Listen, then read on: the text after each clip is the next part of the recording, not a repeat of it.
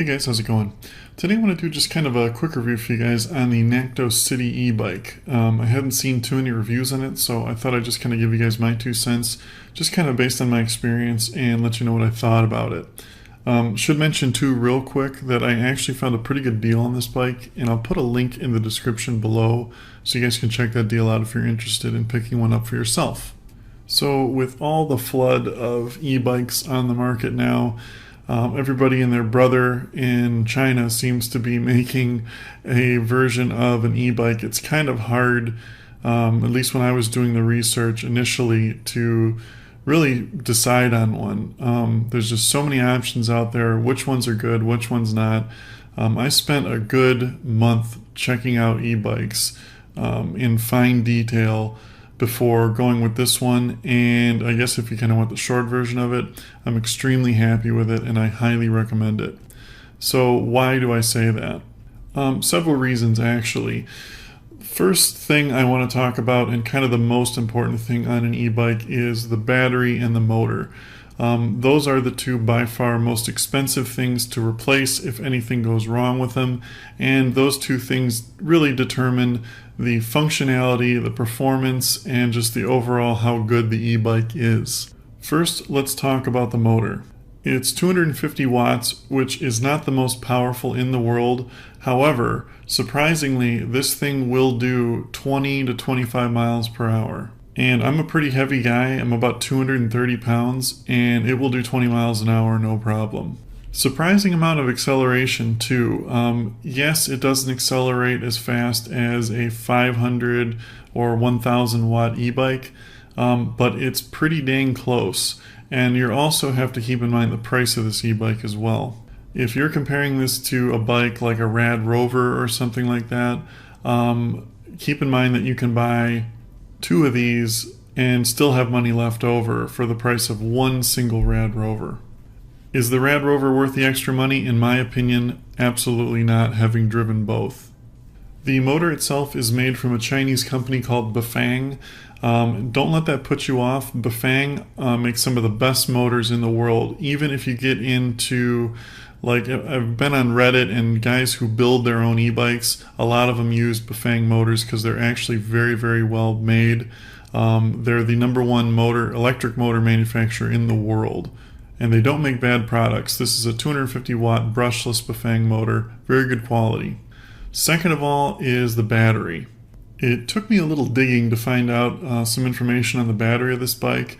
It is not a name brand battery per se. It is a Chinese proprietary brand battery. However, it does use Panasonic cells inside, which is the most important thing, and that's what matters really. Just to give you an idea, the Teslas uses Panasonic batteries for the inside. Now they are a different battery, but they're still made by Panasonic, so the battery is actually very good quality. It's 36 volts and 10 amp hours. This makes sense when it's paired with a 250 watt motor. There's no need to have a 48 volt battery with a 250 watt motor. It's really just overkill. So that's another reason why they could save money, or you could save money really, by buying this bike, by getting a little slightly lower voltage battery. But like I said, the acceleration is very good on this bike, and it will do 20 miles an hour right out of the box. You can go into the menus and change it. There's a little thing you have to do, but you can up the top speed to about 25 miles per hour also. 10 amp hours, the range on this bike, if you're using 100% throttle, which by the way, this bike has a throttle, so you don't have to pedal it at all if you don't want to. If you're using just pure throttle, about 20-mile range. If you're not going full speed, full throttle the whole time, you could probably eke out about 25 miles of range. And if you're using the pedal assist on it, and when I say use the pedal assist, I mean pedal extremely lightly. It almost, your feet just naturally want to pedal the bike. Even if you're not putting much effort in, it does make a big difference on the battery. If you're just doing a very, very basic pedal assist, you can easily get 40 miles of range. The bike itself is very solid. Good wheels, good tires.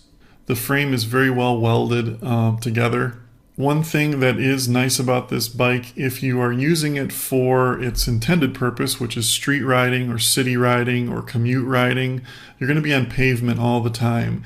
And one thing that's nice about this bike, as opposed to some of the other fat tire e-bikes, it has the real thin tires on there. You get much better range and much better acceleration, and because you're not fighting against those fat tires.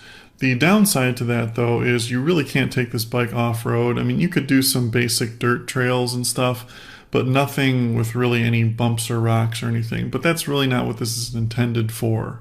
It comes with everything you need right out of the box. The battery charger, the toolkit to finish the assembly on the bike, and the bike comes about 90% assembled right out of the box. The only thing you need to put on is the front tire and the handlebars, which is extremely easy to do and will take you probably 15 minutes tops. Next thing, the Shimano gear system on this bike, or rather the gear system on this bike is a Shimano, which is good because Shimano make really good gears and hubs and shifters. Now, it's obviously not their highest end Shimano gear set, but it's a pretty dang good one nonetheless, and for the purposes of this bike, which is not made for off-road use, it will handle anything you're going to throw at it 100%. As far as the brakes go, it does have V-brakes on the front and rear. You're not getting disc brakes with this bike.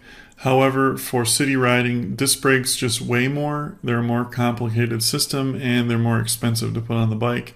So you really don't need them, to be honest with you. This bike does stop very quickly. And since disc brakes really don't make a big difference unless you were to get hydraulic disc brakes, most bikes that come with disc brakes will have mechanical disc brakes. And it really doesn't stop much quicker, mechanical disc brakes versus a standard V-brake. It's only when you get into hydraulic disc brakes that you really notice a difference, and there's no way you're going to get a bike at this price with hydraulic disc brakes on it. But like I said, for city riding, street riding, this thing stops exceptionally fast. You wouldn't need anything more than it. The seat itself is actually pretty comfortable right out of the box. It's kind of a standard cruiser seat, but it does have a pretty nice spring in it. Now you can always, obviously comfort is very subjective in bikes, you can always put an aftermarket seat on it if you want. And the bike actually does come with a basket for the front, which is kind of nice, nice touch. They give you a nice woven basket to hold stuff while you're going. It does come with a rear rack as well, so if you want to add a rear rack, you can find those pretty cheap on Amazon now to hold even more stuff if you want. But yeah, overall, I really like this thing. Highly recommend it if you're looking for an extremely good value e-bike that will go a long way and go very quickly. And a lot of people don't realize how fast 20 miles per hour is on a bike because you're used to riding in a car and you think, well, 20 miles an hour isn't that fast. It is scary fast to go 20 miles an hour on a bike until you get used to it. And even then, even driving around my sub, I don't even feel comfortable really going 20. I usually keep it around 10 or 15 and it feels like you're flying. But yeah, highly recommend this. For the money, I really didn't think it was going to be near as good as it was. Don't spend $1,500 on an e-bike when there are bikes at this price that are this good. Anyway, thanks for watching, guys. If you have any questions, just leave them in the comments below, and have a great day.